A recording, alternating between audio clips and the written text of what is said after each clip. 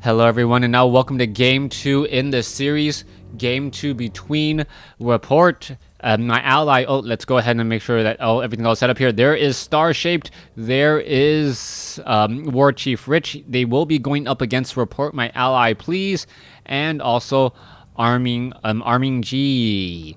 Now, Game 1 really went to the Night Elf players.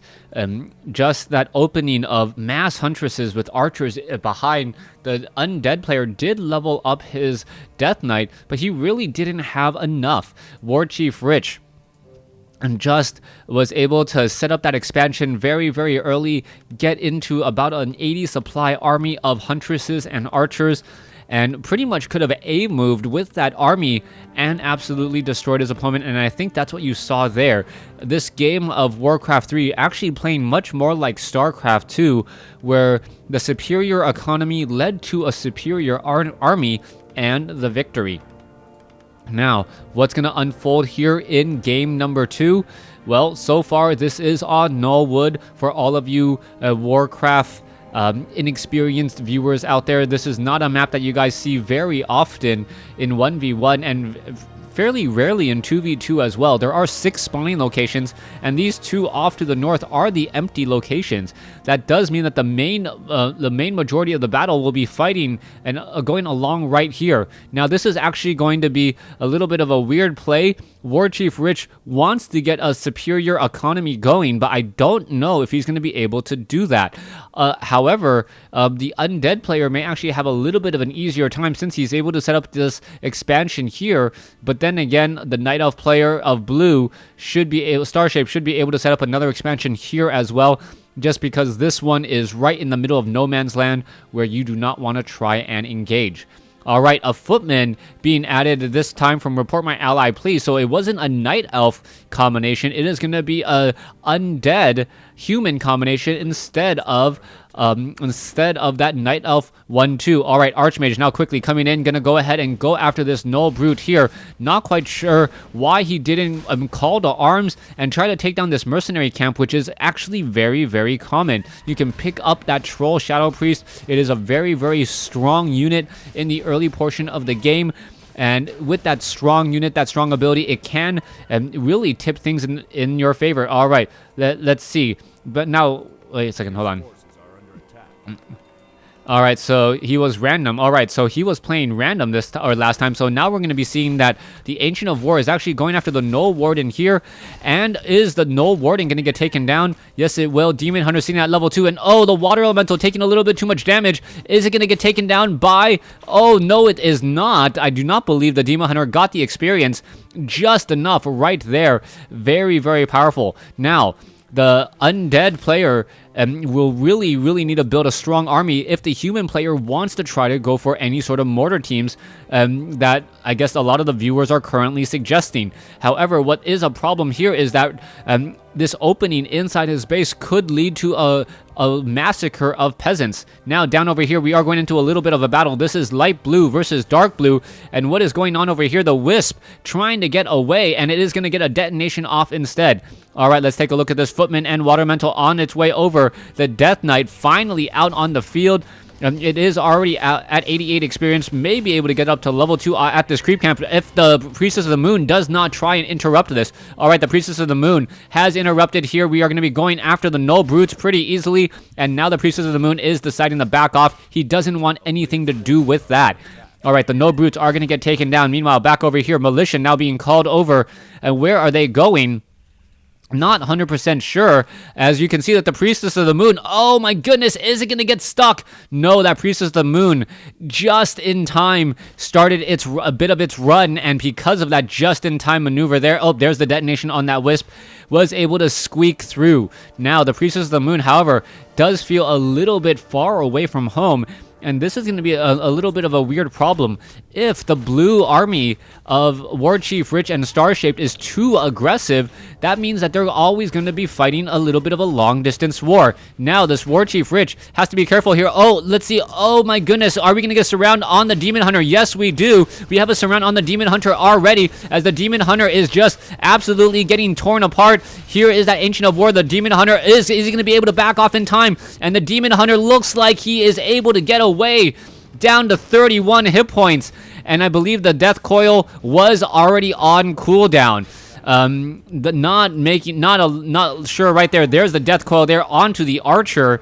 But yes, everyone was expecting a death coil onto the other unit. He didn't coil because it was on cooldown. You saw one earlier, I believe. Anyways, meanwhile, back over here, the Archmage falls at level 1. Priestess of the Moon now gets to level 2, and this is just looking like an uphill battle for the human undead armies working together.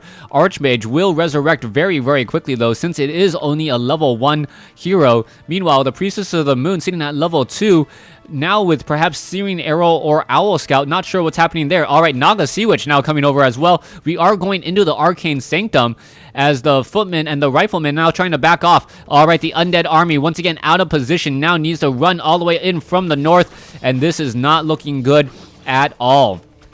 Undead out of position. You can see that the Archmage is once again in position here. Quickly gets mana burned. Arcane Vault already taken out.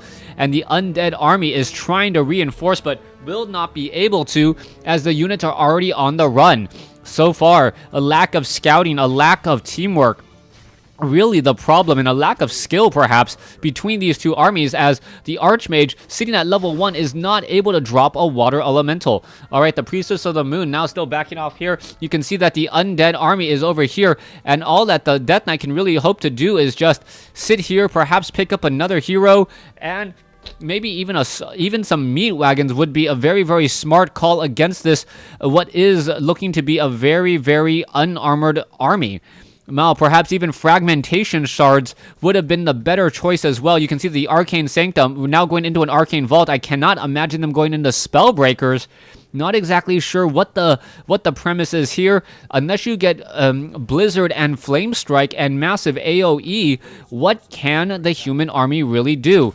Now, coming into the center, you can see the Fountain of Health getting cleared out in the center portion of the map. The Naga Sea Witch should be able to finish off this Red Drake. The Red Drake, however, really not getting pulled away, and that Red Drake will be difficult to take down because of that Fountain of Health. Meanwhile, Undead now taking this time to do a little bit of creeping as well. He is going to not get to level 3. He's going to be a little bit shy, I believe. Actually, no, one level 4 creep camp may do it.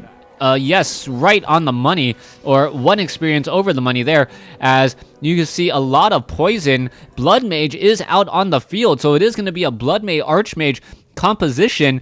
And if you see a Tome of Retraining on the Archmage, that Blizzard Flame Strike may just be enough.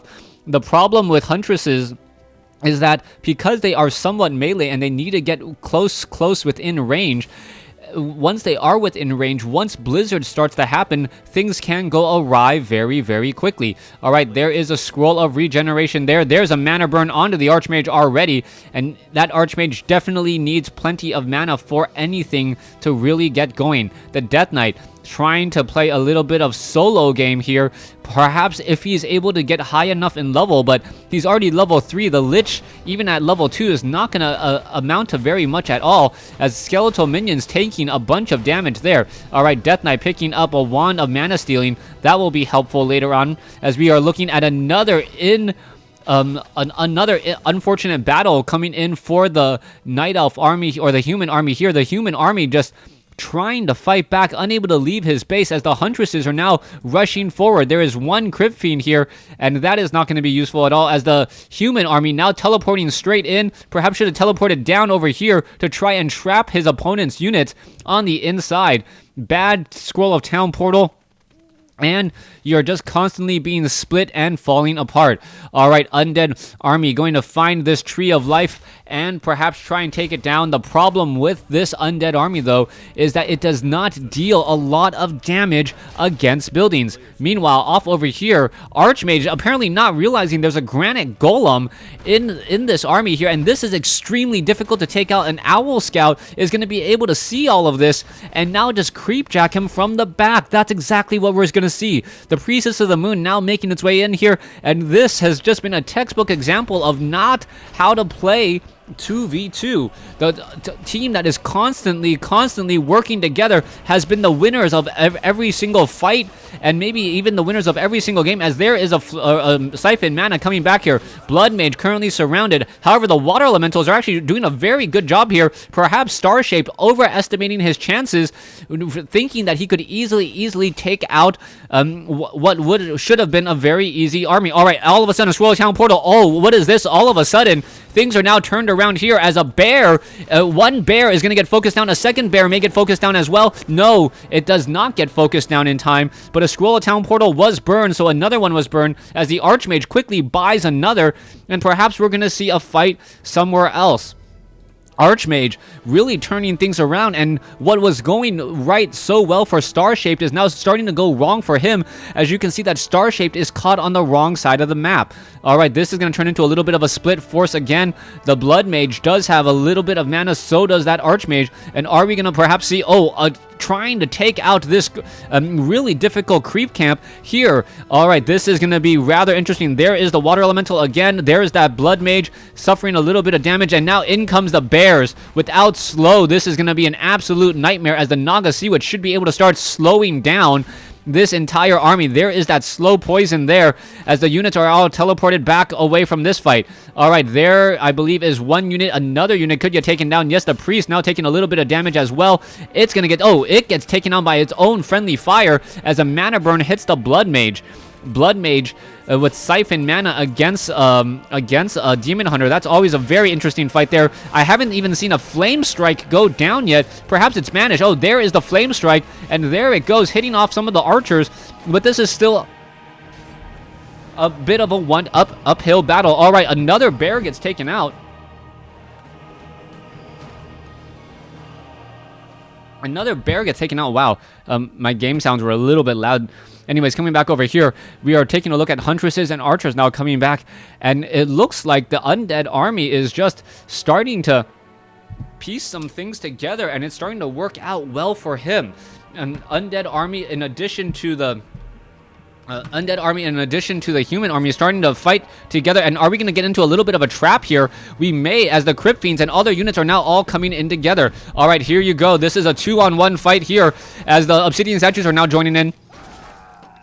Wow, why is my game sounds that loud? All right, there you go. There's the Siphon Mana into the Death Knight. The Death Knight now pretty much 165 mana. You can see there is a whole entire flank from the north side, and the entire fight, which was going so well for so long, now going very, very poorly, as the Lich now needs to back off. Archmage is very low on mana right now, unable to drop any more Water Elementals, needs to get to level 2. It looks as though Druid of the Claw is now absorbing. Devour magic could really come into play here for those Destroyers. If those Destroyers just devoured magic, it would absorb a lot, or deal a lot more damage, and also regenerate some hit points. Not a good fight there at all, as War Chief Rich now backs off, and there is a little bit of rage there. No GG at all, and we are just constantly fighting. All right, game number 2. War Chief Rich really showing how strong he is. War Chief Rich and StarShaped taking game number 2 here. What will happen in game 3? Thanks for watching. Thanks for listening.